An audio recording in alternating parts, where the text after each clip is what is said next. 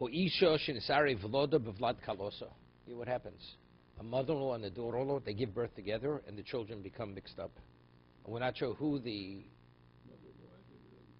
uncle is and who the nephew is. Okay? 99A on the bottom.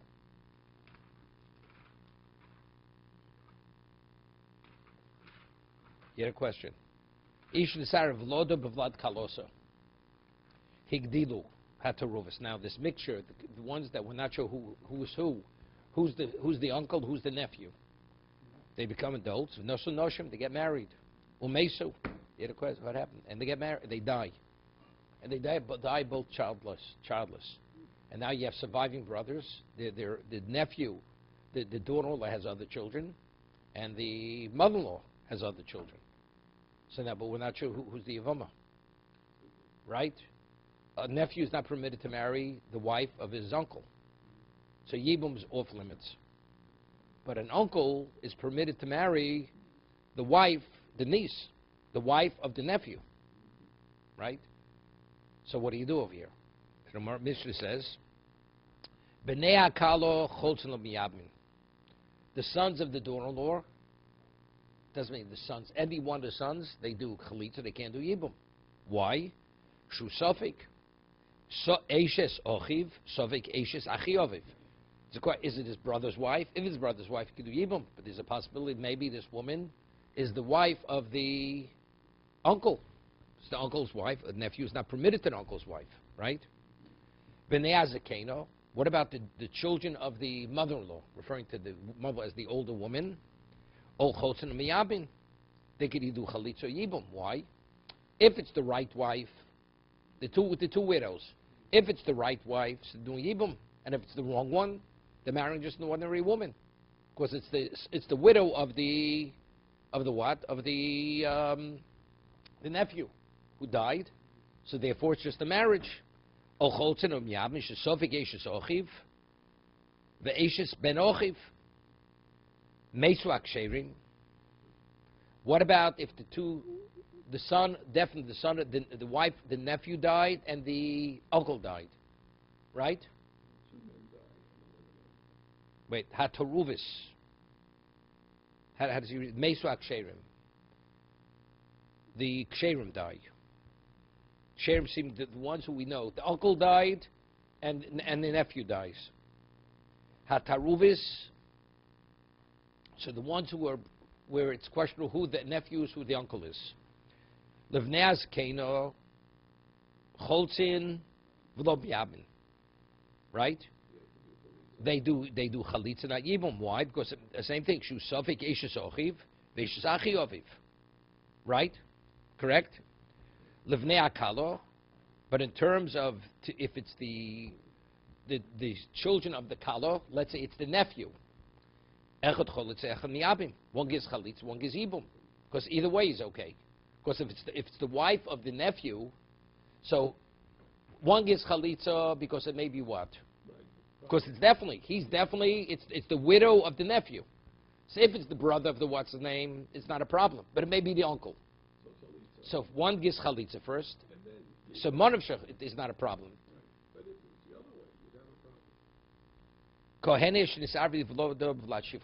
Now, you have a kohenes and she has a shifcha. The maidservant of a kohenes is permitted to eat truma. Correct? She's permitted. Right? Because she's the chattel of the master. The kohenes, she gives birth, and now we're not sure who's the slave and who's the kohen. The two children get mixed up. Hare'elu ochlen b'truma. They both can eat truma, because as a slave you can eat truma, slave of a kohen, and as a kohen you can eat truma. V'cholkin chelekech begorim. When they go out to the granary to get the portion, the tithe, they only get one portion, right? Because the slave doesn't take on behalf of himself; he takes on behalf of his master. So they get one portion, and then the two sons, the two males, they divide it. Correct? Because you only get a rightful portion if you're a master. If you're a kohen, the slave is eating because of his master. So the two of them, they get one portion. They divide the portion because it's unclear who's the master and who's the slave. But they're both permitted to eat. The enon mitamen lemesin. Neither are permitted to contaminate to the dead. Why? No, Howard. Because he may be a Kohen. We're not sure who the Kohen, who the slave. Slave, he's a slave, he could contaminate to the dead. But if he's the Kohen, he's not permitted. Right? Nosin noshim, bein ksheris, bein psulos. They can't marry any kind of women. They can't marry a kosher woman. Why? Because the woman may be what? Because he may be a slave. So if he's a slave, he can't marry, what's his name? A kosher woman. And he can't marry a non-kosher woman, like a slave woman, or a mamzeres, because he may be a kosher Jew. He may be the Kohen. Higdilu ataruvis. Let's say the two of them, they become adults. And now the son, each one frees the other one. If I'm the master, I'm freeing you. And if you're the master, you free me. So both of them are full Jews now. One's the original Kohen, one's now, but now they both can marry kosher women. Because a slave, a ger, can marry a kosher woman. Correct? Okay. Now, higdilu ataruvis, shichru zeh, they both become adults, and they emancipate one another. Okay? Nosim noshim ruyas lakuna. They can only marry women who are qualified to marry a Kohen. Let's say a grusha. Can't marry a grusha because you don't know who the Kohen is. But let's say it's a kosher woman. They can marry a kosher woman. A ger can marry a kosher woman, and a Kohen can marry a kosher woman. Beinim tabel mesim. Neither could contaminate to the dead. Vim nitmu. What about if they go? They go. The two of them go, and they go into a cemetery, or either one of them. You don't give malchus. Why? Because it's a suffix. Because he may not be the Kohen. But now neither can eat truma. Right? Because before both could eat, because either I'm the slave or I'm the Kohen. But now that you're emancipated, so you're a ger. You're not permitted to eat truma. So they can no longer eat truma. What if they did eat the truma, which they shouldn't have? You don't have to pay principal and a fifth. Because it's a motzchavel of a raya, right? When you have your doubt, you can't extract money from a person. They go to the granary. Person says, I want to take a truma. Says, but he may not be the Kohen, right? Before he was a slave, the slave could get on behalf of his master. But now that the slave is emancipated, the slave has no claim over here any longer. Truma. Now, if they have truma, they could sell it. The money below. They have no share in the Kodesh HaMikdash. Normally, a Kohen, he has a portion. Right? Because they don't give a portion, because firstly, he can't eat it any longer. Each one, he says, you may not be the Kohen. The Ein Noslim Kochim, you don't give them Kochim, they don't have a share, you don't give them. Right? But you don't take anything from them. Upturin min zoro chayim min akeva. Right? Normally you have to give a gift to the Kohen. If you slaughter an ordinary animal, the forearm, the tongue, and the breast and not the breast. Keva, no. The stomach, one of the stomachs, has to be given to the Kohen. They said, look, I may be the Kohen. So it's a question, do I owe you, don't I owe you? So I can withhold. It's purely a monetary issue. Umin akeva, ubechoro. What about if he has a bechor? Normally you have to do bechor to the Kohen. So, but over here the man says, look, I'm withholding it. I need to be the Kohen. Right? But again, he can't eat the korban. If his word is a korban, you can't eat the korban. So what do? You let it graze until it becomes a balmum. Once it becomes balmum, then it's regular money. It's money. And also of chomrei kohanim, chomrei Yisraelim, they give him the stringency of the Kohen and the Yisraelim. Meaning what? A Kohen can eat a bechor. A Yisrael can't eat a bechor. Cannot. So therefore, that's the reason why you let it graze until it gets a mum. Okay? So you have the stringency of both. Okay, Mesu Aksherim. Elahanoch Mishum Diarov Luhavadu Psulim. We're calling them Aksherim because the kids became mixed up. Therefore Havadu Psulim. Right? Are they Psulim? They're not Psulim. It says, the Ksherim died, so what do you do with the wives? Right? Because we don't know who the nephew is and who the brother is. Right? So it says, are they psulim? They're not psulim, right? Because one is a valid brother. They're not psulim. One's a nephew, one's an uncle, right? Meisu aksherim. So what do we say? What do we for that? What the others psulim? We're calling them kosher. The term shouldn't be ksherim. the Vadoim died, right? The children of the let's say of the daughter-in-law died. The one who was definitely the child of the daughter-in-law, the nephew, or the child of the mother-in-law died. So that's Vadoim. It's not Ksherim. Of course, even the other is also kosher. We don't know. It's over there. The question is what? Who the nephew is, who the uncle is, right? It's where the children of the mother-in-law and the daughter-in-law got mixed up. They're both kosher Jews, right? So what are we referring to when the child of the mother-in-law dies, or the child of the daughter-in-law? We refer to them as ksherim. Everybody's kosher. Livnei akalo, it says, let's say one of the children of the daughter-in-law die, right? The children dies without children. Now, how do you deal with it? Echad choletz, echad miyabim. One does chalitza and the other one gives yibum because manavshach. Davka michlitz voda yibumi. You have to give chalitza first and then yibum. Why? Because if the uncle has relations with her, she may be a vama, so she has to be released. Because if she's first released, so manavshach. If she's the avama, so it's good, and if she's not the avama, she's already been released. Yeah, what happened? Again, we're talking about the daughter-in-law's son dies, definite son, dies childless. Now you have these two men. It's a question. We don't know who the son, who the brother of the deceased is, and who the uncle is. So we say one of them should give first chalitza, and then the other one does yibum. We don't know if it's really yibum, meaning he cohabits with her. Because we say, what? Why? Because let's say the brother of the one who gave the chalitza is the brother of the deceased, so she's released. She's no longer a yavama. So then the second one is the uncle marrying the niece, not a problem. But let's say you would have, let's say you would have the evil. The one would cohabit first. Maybe the one who's cohabiting, he may be the uncle, and she hasn't been released yet with chalitza. Therefore, you first have to give chalitza, and then you give yibum. Chalitza, releasa, right? Okay. Kohenis shinsari. We have a case. A kohenis, she has a child, and her slave woman has a child. So we're not sure who's the slave and who's the kohen. So it says in the Mishnah they get one portion and they divide the portion. They get one portion of truma, and the two males they divide the portion. That's not a suffix. Yeah, because he's a slave. So versus pshita, it's understood. What's the chiddush? Ebo chela ke'echod.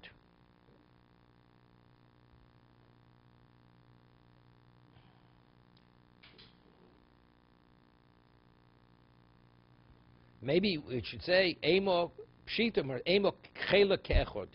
He receives the portion like one, meaning like this. Of course, that's Pshita. One portion they divide. What about the slave goes to the granary and he wants a portion? Do you give him a portion? We allow the slave, either one to go and say, I'm taking the portion.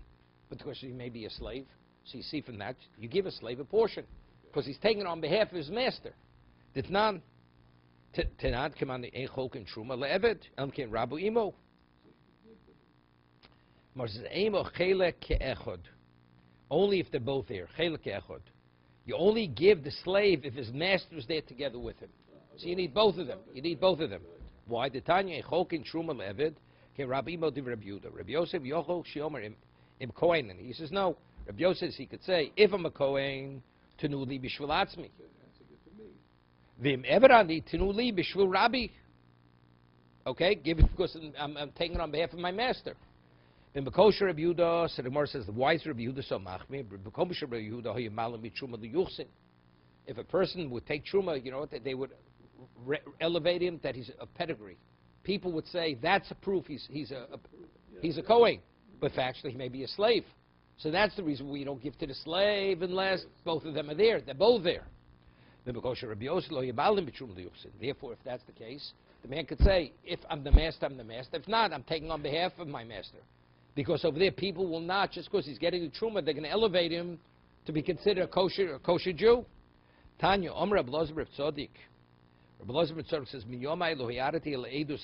he says, in my lifetime, Reb Elazar says, I gave one testimony. Listen what happened. V'helu eved lakuna alpi. And because of my testimony, I got messed up. They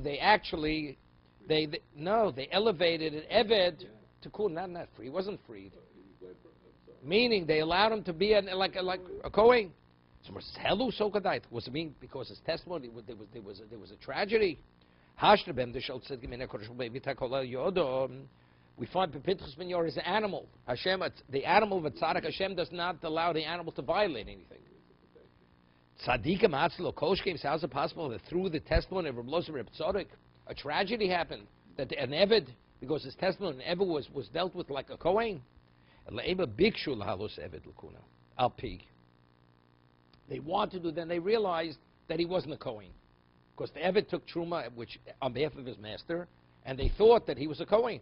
So they were going to treat him, duchening, and treat him like a regular Kohen, marrying even a woman. But he's not a kosher Jew. So he says they wanted to, but it never happened. So Mor says, what's the reason? Choza ba'asri de Rabbi Yossi, because where did he see the where did he see the person? He testified. He says the man has a right to what? To take truma. But it was in the community of Rabbi Yossi. Rabbi Yossi is of the opinion, ein malin. Not liberal. No, because you don't elevate from the granary to the Kohen. So therefore we saw it in Rabbi Yossi's community. But why over there was it okay? Because they didn't say one is B. A is not B. A is A and B is B. It's two separate things. Even though you get grain, you get truma, we don't elevate you. So he said, but he offered that testimony in the community of Rabbi Yehuda. The question is, person is a slave, could he get truma? He said, yes, I saw it myself. But he saw it in whose community? In Rabbi Yossi's community. And in Rabbi Yossi's community, they don't elevate from truma to yuchsin. But he testified in Rabbi Yehuda's community. Okay? Simple.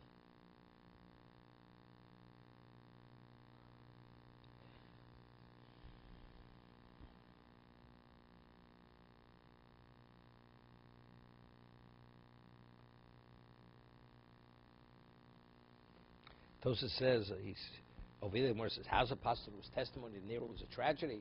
If I could allow Behem Tishal Tzadikim, definitely the Tzadik himself. So over here, Tosa says, he deletes that whole piece. Deletes it. Why? Because the case of Behem Tishal Tzadikim means when the Tzadik himself is doing an Isser, isn't eating something not permitted. Over there, the animal wouldn't eat tevel. Pinchas ben Yair's animal wouldn't tevel. So Tzadik would not eat. Here, it's his testimony is caused this causality. Therefore, they're not really the same. You understand? Reb Lozer Tzadok says, my testimony nearly caused the tragedy. Rishon says, it did cause it. He says, can't cause the tragedy. Through the testimony of a tzaddik, you can't have a tragedy. Like you see over there, the animal wouldn't eat something which is not tied, but there it's the animal is consuming it. There the animal's benefiting directly, which is not allowed. Here it's edus. It's causing a problem. So those says, therefore you have to delete it. Tanu Rabbanan. The 10 people that when they distribute truma in the granary, the 10 people you don't give truma to. 10 of them. Who? A deaf mute, which is equivalent of a shoter. Shoter is an unstable person. V'kotan, a minor. Because it's not appropriate. Okay? Truma is something that has a special status. These people are not, it's not appropriate. Even though they're Kohanim. The 3 of the Kohanim. Tumtum v'androgynous. Person's a tumtum or androgynous, also not. We'll see, the Gemara is going to say. Ha'eved, slave. Isha, woman, even though she's the wife of what? She's the wife of a Kohen. You don't give to her. Gemara is going to. Ha'oriel, a person, 2 of his brothers died. They were hemophiliacs. And the 3rd one, you couldn't serve. You weren't permitted to serve.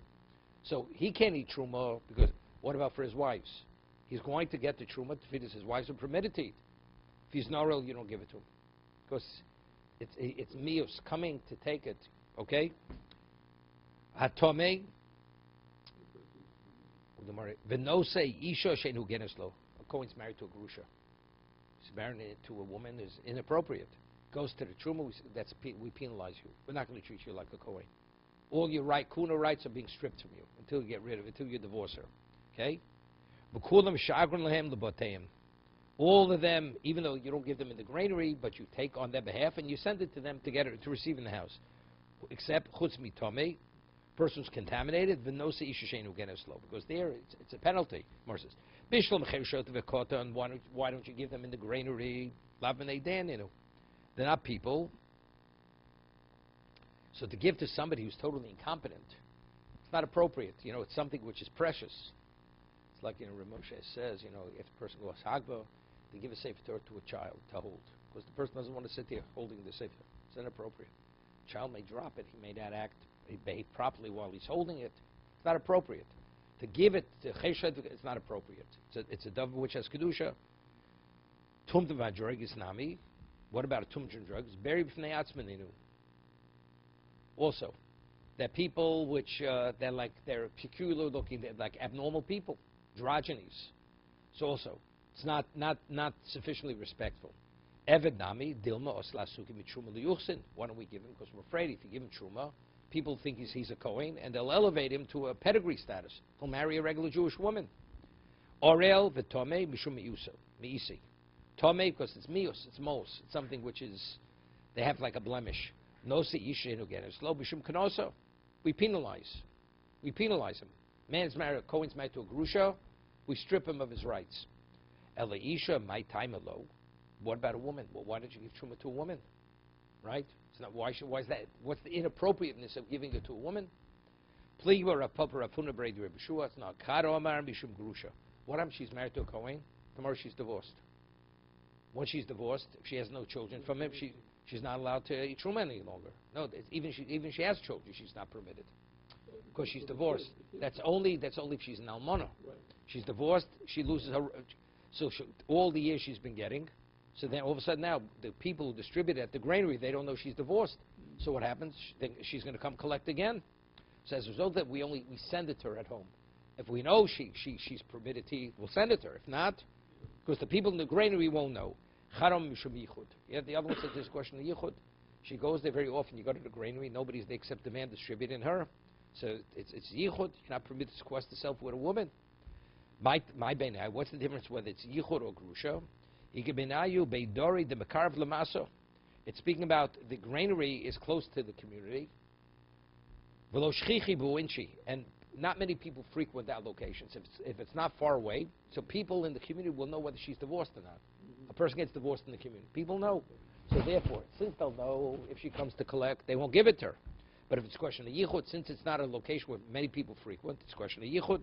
Inami de merchak, it's far away from her community. Ushchichi boinchi, many people frequent that location. So their yichud is not a problem, but the other problem is the problem. Because she's divorced, they won't know about it, and she's going to be taking truma, she has no right to.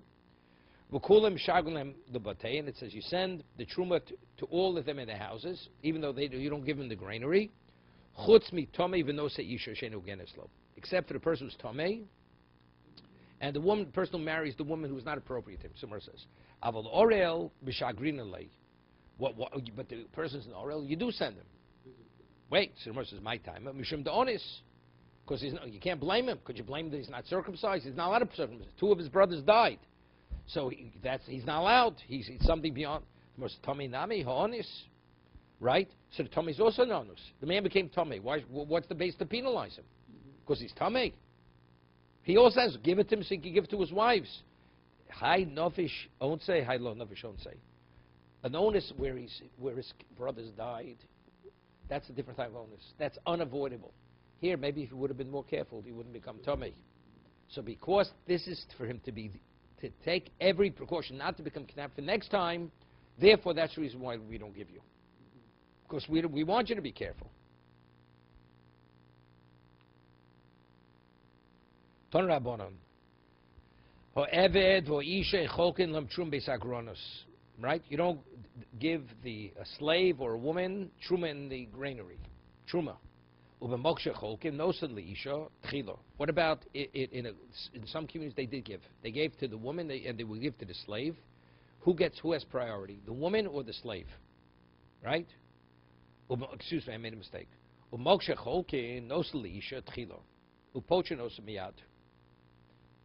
the woman you give it to the woman and you let her go. My kamar, because we just finished saying you don't give to the woman because of one of the 2 reasons. Either yichud or she may be a grusha. So what does it mean over here? Shecholkin meiser oni. What's meiser oni? It's the 3rd and 6th year of sabbatically, and the second 10%, you give it to the poor, right? So the woman's coming to receive meiser oni. It's like charity. No slisha tchilo. You give the woman before anybody else. My time, because it's not respect. A woman has to wait like a beggar. A woman, you have to be more careful regarding a woman's honor than a man's honor. A man to wait, it's not the end of the world. But a woman who's needy and destitute, to let her wait, it's too much for her. Therefore, out of respect for the woman, you give her first. Okay? Omar Rav Meresha ki Abu Gavra v'Yitzel Ladino. Rava said he was a dying Rava. He says when a woman and a man would come to adjudicate their case in court, Have Sharina Tigra de Gavra Beresho. I first would resolve the dispute between the man and his, not his wife, no, and another man. He has a co-defendant, right? Right, and then afterwards I would resolve the dispute, the woman and whatever sharisha was. Because I say since he has a greater obligation of mitzvah, he has to be dealt with first. Therefore, the man has priority over the woman because he has a greater obligation of mitzvah, right? The woman is always considered single, and the man is considered married. Not married. No, mitzvah says she's magroma. He has to say kriya shema. He has to with tefillin. He has to study Torah. It's nothing to do with marriage. What does it do with marriage? He's already about a chuppah, this guy here. We just spoke about a genius here. You don't give truma to. It's koyanim. Koyans, you don't give. Lab b'nei deyaninu. Look, I'm not making this up. No, chas v'shalom. Okay. So originally, Rava says, I thought the mechai b'mitzvahs, since the man has a greater mitzvah obligation, therefore he should have priority to adjudicate his case first. But after he heard regarding this about Maisa Oni, that it's not appropriate to have the woman to wait, Sharinon Tigra the Itzah Beresha. Because it's not appropriate for a woman, to wait, like there's a halacha that in an estate, a woman is what? There's a small amount of money left in the estate, and the girls and the boys say the girls they take from the estate, you tell the boys to go beg, because it's not modest, it's not appropriate for a woman to beg. It's easier for a man to beg than for a woman to beg. So for a woman to wait to receive something, you want to just satisfy her need and let her go, not to wait around. How does he explain zilusa over there? Belittlement or denigrating her. The woman. Why the woman? It says you give masani to the woman first. Okay, embarrassment. But does he have disgrace? What does he has a footnote on that? Why it's a disgraceful? Zilusa. Like zilzul. Does he have a footnote? Okay. Higdilu ataruvis. It says that the Kohen and with these two children mixed up, the Kohen and the child of the woman, who's the wife of the Kohen, and the slave woman. We don't know who the Kohen is, we don't know who the slave is. They get older, and they emancipate one another, right? So if they emancipate one another, one is the Kohen, one is a ger. But we don't know who the Kohen, who the ger is. Shichru iboy ein ilo. It says, if they emancipate one another, yes, if not, no. Amai lisa shivcheni yoch baschorni yochol. The halacha is, if a person is in the state as an adult that he can't marry any woman, the court forces the master to free. Right? That's the case. Two people own a chetzi and chetzi bechorin. So we say the man can't marry a slave woman because he's a fair free man. So what does the court do? They force the man to emancipate his portion. So he should be able to marry a kosher woman.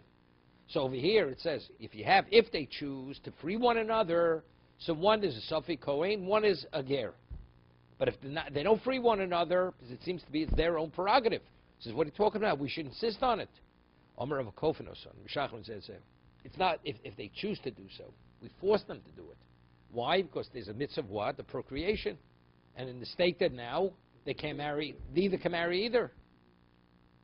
No slei chumrei. Then the Mishnah concludes, we put the stringencies of a Kohen and the stringencies of a non-Kohen on them. Correct? Lamai hilsa. Regarding what do you mean the stringency? Now the halacha is just in background. If a non-Kohen brings a mincha, what's the halacha? You have the komets, you have the palmful, which is sacrificed, And what remains, who eats? The Kohanim eat it. Right? So the Kamitza is the palmful, and what's left is called Shirayim. What's left over, that goes to the Kohanim.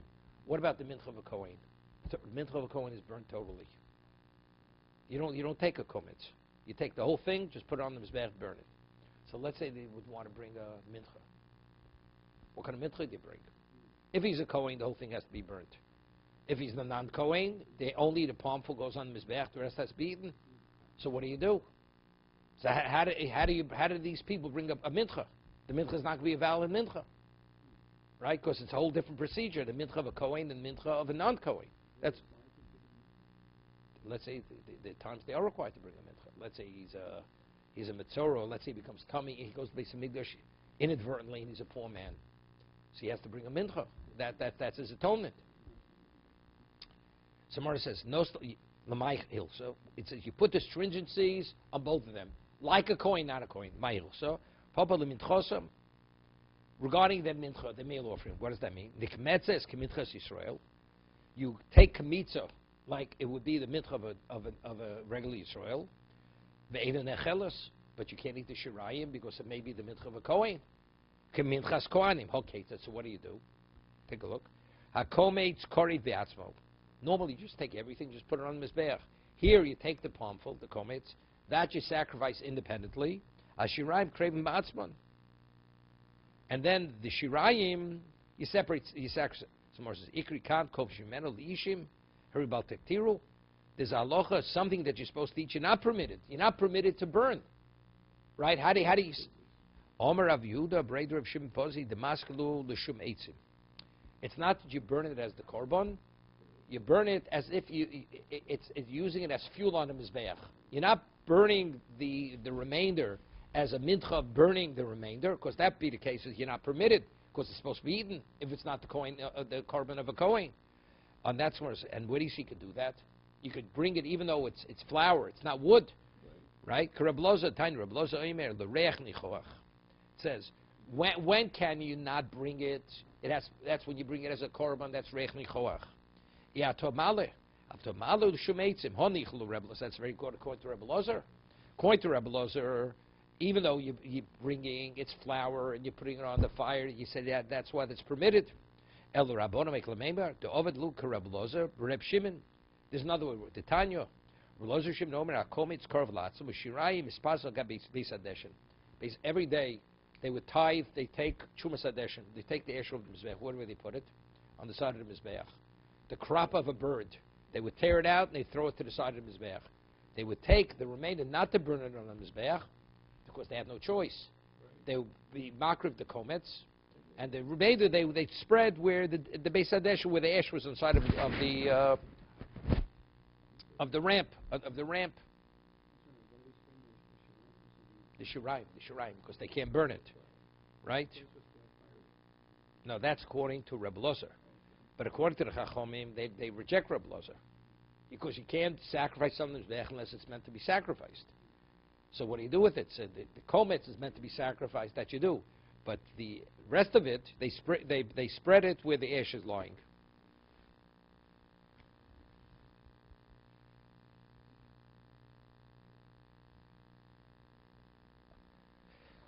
Okay. So the Gemara says, Rabbi Lozer Shimon on Kobetz Korv Latzriyam Yisfarus Beis. I feel the Rabbona on Lo Pliga Le Rabbi Lozer. He says, I feel Lo Pliga the Rabbi Lozer Rabbi Shimon Elo Bincha Schote Shel Kohanim. The Basakrovi. They only argue. Where do they argue? By Mincha Schote Shel Kohanim. Avol Hocha I feel Rabban Modus. He explains like this.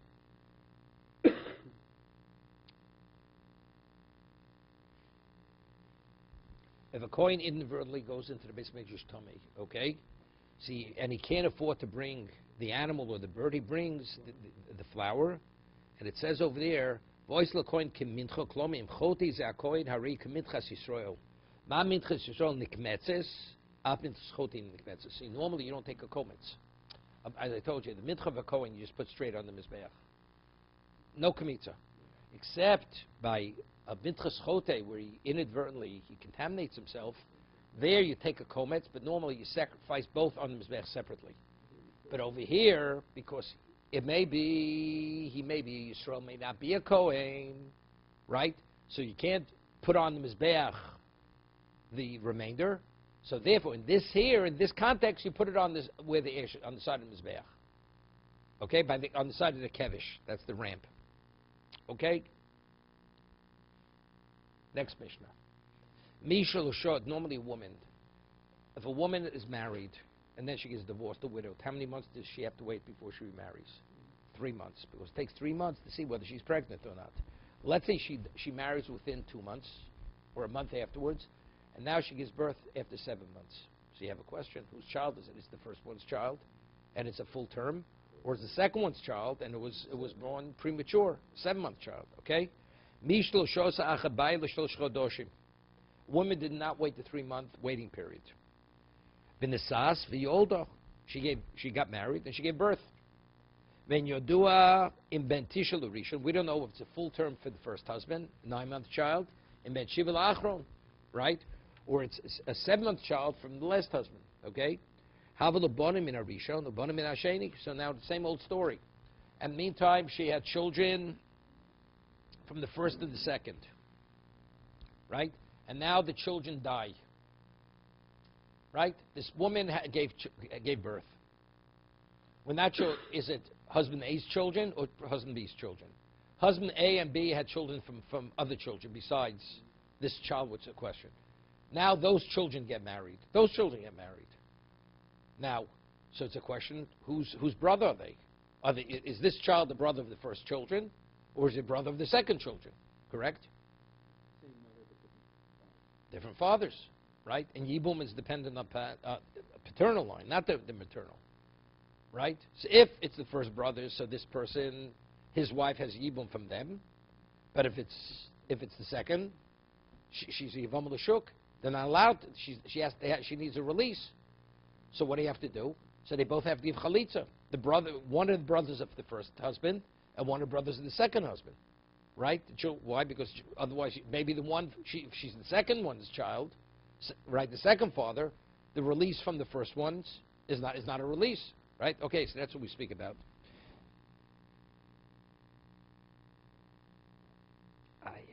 Yeah. They give chalitza no yibum, right? They can't give yibum. Now the question is, why can't they give yibum? Let one give chalitza from one, and then the other one let him do yibum with monavshach, right? It says choltzim v'lo miyabin. Lishlo shesavik shabnei rishon choltzin shem shel avim shem bo miyavim. Hayu v'lo miyabin shem ben chachron uvarehu achen shemei v'lo min ha'ov zu alim b'kores v'chein b'nei achron v'chein hu ben shosein. Right? It says they give chalitza, not jibum. I'm asking why. Let the first one, children of the first husband, give chalitza, and let the second one marry him. Monavshach. If he's the better brother, he's the yibum, and if not, she's a stranger. Right.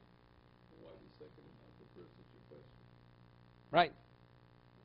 No, posh it. Because it's Eishasach b'na'im. Yeah. What? Because it appears that there's Not appears. What's the halacha if two people are married, related through the mother? And is the brother permitted to marry the widow of his brother? No. So here they're all related through the mother. Okay. So therefore they can only give chalitza. They can only give chalitza here. This is Eishes Ach Min Ha'em, right? This is the wife of the brother. It's either Eish Ach Min Ha'av, either related through the mother and father, or only through the mother. But if it's only the mother, that's incest. They're not permitted. So therefore, they both have to give chalitza, right? They both have to give, because if the first one's chalitza wasn't valid, she's not permitted to marry a third party. So the second one gives chalitza. Neither could do yibum, because they may not share the same father. So if they don't share the same father, you can't do yibum. If both give chalitza, one of the first brothers give, and one of the second brothers give chalitza. Now she's free to marry. Okay? Chotz lo miyabim. Chen hu lohem. Same thing. Hu lohem. Choletz v'lo miyabim. He gets chalitza, not yibum.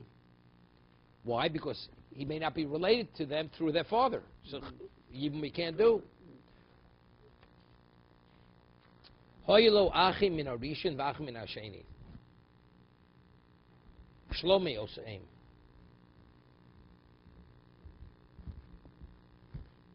Hu cholit miyabim v'hu v'heim echot cholit v'echem miyabim.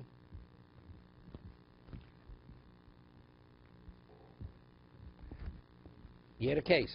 Let's say this person who died, this questionable son, the first husband had children from another woman, not this woman.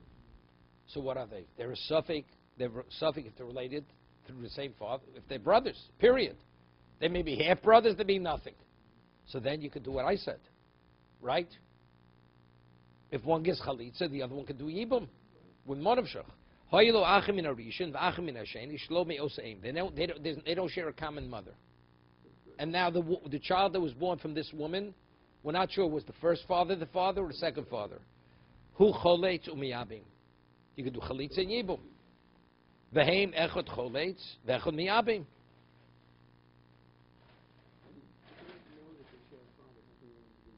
What?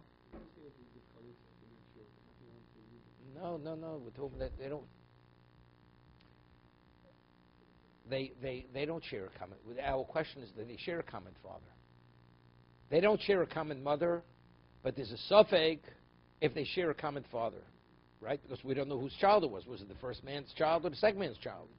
Okay, now the middle guy, the questioned person dies. So why the first ones? Why can't they do yibum? Yibum they can't do, right? No. They can't do yibum because the woman needs a release. Right? She may be Yivam L'Shuk. Right? They may not be related whatsoever to this man. So definitely they can marry his wife, but then she's bound to the second one. If he's a common brother with the second father, with his children, they have to give chalitza before they're able to marry her. Correct? So she needs a release. Once she gets the release, the other people could do either one. Right? They could do chalitza definitely. Because they may be his brother, and they could do yibum. Either it's the brother, or it's not the brother. They marry just a stranger, the wife of a stranger. Why not? What if a woman's a widow, and now she wants to remarry? She can't remarry. So good. So then no difference. She married. These men are not related to the man who died. We're saying there's no reason why. Let's call it cohabitation. They could cohabit. They can marry or have relations. Not a problem. Either it's yibum or it's nothing. Or it's regular marriage. One or the other. Right? That's what we're saying. Okay? Hayelu achim min harishon. Va'achim min hasheni. Shlomo usaim. They don't share common. Hu choletz umiyabim. V'heim echot choletz v'echem miyabim. Leishes ben arishon im echov hu hareitov im lav nochresu etzluchon shein ach elohu lekal asvuke b'yivam l'shuk. Yeah. Haylo achim in arishin v'achim in hasheni shlomo se'im hu choletz umiyabim v'heim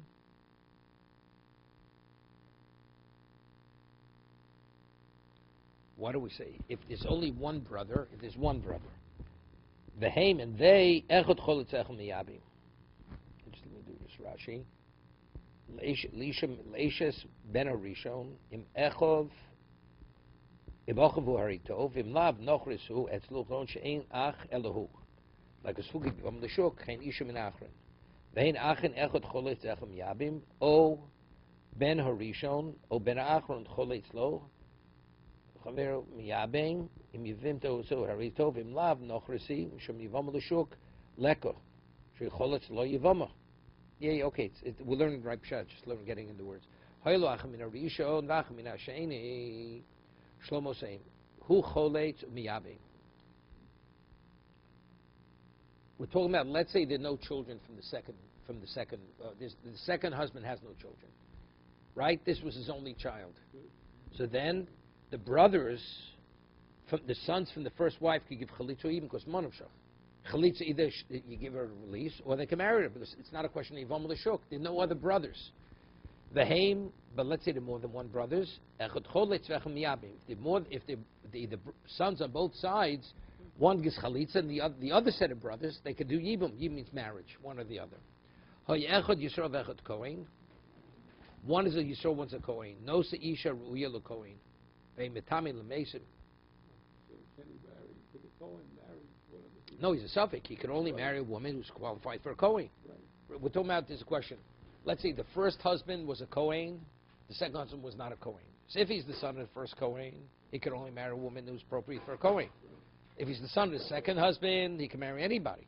But it's not resolvable. So what do? He has to marry a woman who can only a Kohen can marry, because he may be a Kohen. He's not allowed to contaminate himself. Push it. Let's say he does contaminate himself. You don't give him Malchus. Right? Because he... No, because there's a question. He may not be a Kohen, so you can't punish him. It's a kosher wedding, so it's okay. You can't It may be a kosher wedding. Right. Maybe. Same as we had before. If he goes to the granary, he's not going to get anything. He could sell truma. And the money says, same as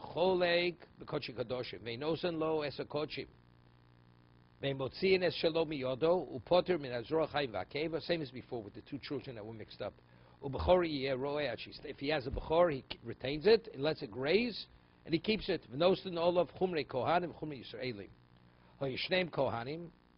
What about both fathers of both kohanim? Yeah, what happened? A woman's married, she's widowed. The second husband, a Kohen's permitted to marry a widow. He didn't wait 3 months, and so this child is a Kohen, definitely. Is he a Kohen from the first father, or is he a Kohen from the second father? Okay? Shnei Kohanim, who onein aleim, he's an onein for them, heim onim olav. Meaning, onein's not permitted to do the avoda, correct? A Kohen before the burial. The Chumrah, he's not permitted to avoda, because maybe the first man who died, maybe his father. This is a little difficult. This is a little difficult. This is a little difficult. This is a little difficult. Haim oninin. Who onin aleim ve'einu, we'll see, because this is difficult. Because how did the second one have relations with the woman? She had to be widowed. So what do you mean? They are onin for him, but he's not ve'heim, right? Who onin aleim ve'ein einu onin olav. But they cannot be an onin for him. Right? Because the only way to work it out, then she has to be a grusha. They can't prove that he's a father close enough to the man. Who ain't a betame lohem, ve'ein betame lo. He's not, because only a child's permitted to contaminate for a father. Right? No, it's a suffix who the father was. Who ain't a yorish oson, he can't be an heir, because the brothers or the other relatives say, maybe you're not an heir. Avalhem yoshim also, but they inherit him because there are no other siblings here, right? So this is called mamanabul to suffix. There's an equal claim, both of them, so they divide the estate. Potter al makoso, let's say he hits his father, hits one of them. Right? He's not chayv. Person hits his father, causes a wound, it's punished by death. But if it's a suffix, it may not be his father, just may injuring a stranger. Right? Upotim al makoso al kiloso, person curses his father also. Kiloso shel zeh v'shel zeh. He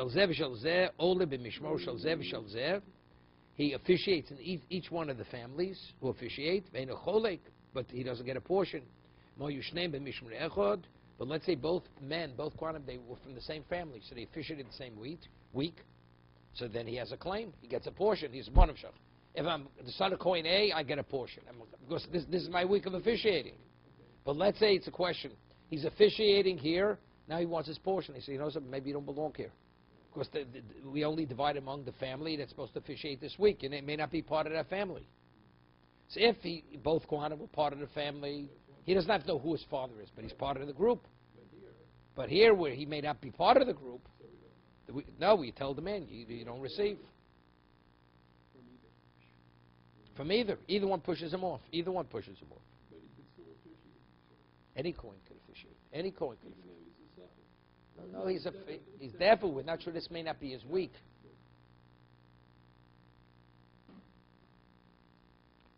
Okay, to be continued.